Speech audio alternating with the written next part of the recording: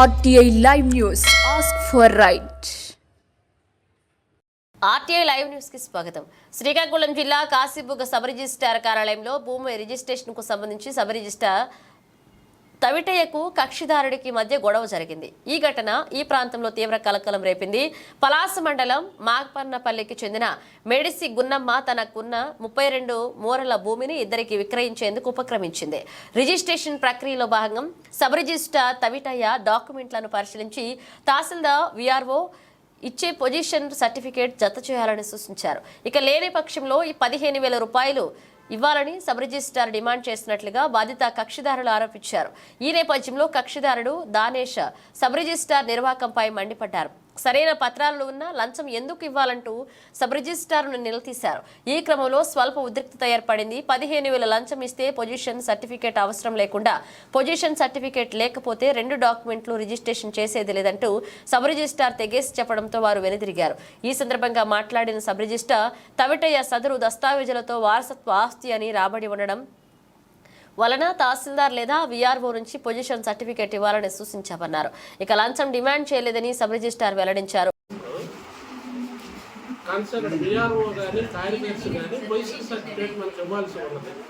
Urban అయ్యేటప్పుడు తహసీల్దార్ వారు, rural అయ్యేటప్పుడు కార్యదర్శి కానీ విఆర్ఓ కానీ ఒక సర్టిఫికేట్ ఇవ్వాల్సి ఉంటుంది.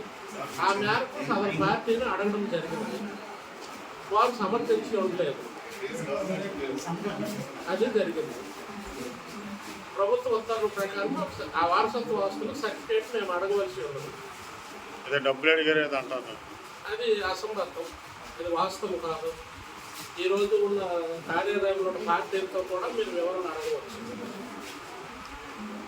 ఆ రోజు హాల్ ఇప్పుడు గంట ముందు నుంచి వీళ్ళంతా ఉన్నారు, వాళ్ళు కూడా మీరు సంప్రదించవచ్చు.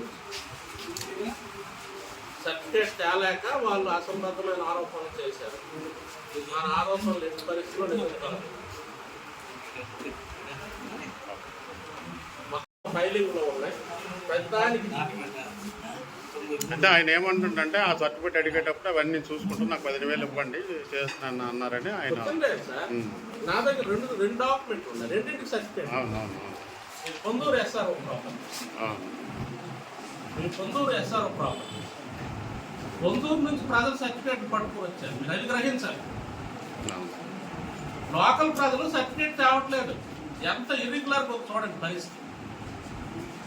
స్థానికంగా రిజిస్ట్రేషన్కి వచ్చిన వాళ్ళు సర్టిఫికేట్లు తేవట్లేదు. ఎంత బాధ్యత రాహిత్యం. పొందూరు నుంచి వచ్చే వాళ్ళు సర్టిఫికేట్లు తెస్తున్నారు. ఎక్కడో 100 కిలోమీటర్ల దూరం నుంచి వచ్చేవాళ్ళు. స్థానికంగా ఉన్న వాళ్ళు సర్టిఫికేట్లు తెచ్చుకోకుండా బాధ్యత రాహిత్యంగా మాట్లాడుతున్నారు. పైగా మన మీద పొరపు చదువుతున్నారు, డబ్బులు అడుగుతున్నాం. ఓవర్ క్లవర్నెస్ కాదా? పొందూరు నుంచి వచ్చేవాళ్ళు సర్టిఫికేట్లు తెచ్చుకున్నారు. పొందూరు ఎస్ఆర్ఓ దస్తావేజులు లింగాల మేటి కృష్ణమూర్తి, హెచ్ఎల్ మండలం ఎస్ఎంపురం గ్రామం. గురైన జనము నీకు వదలు, తీవ్ర పరిణామాలు మీకు చెప్తాను. ఎంఆర్ఓ సర్టిఫికేట్ కాదు, ఏం కావాలని చెప్పండి. మీరు సైడ్ పెట్టేసి డబ్బులు ఎందుకు అడిగారు?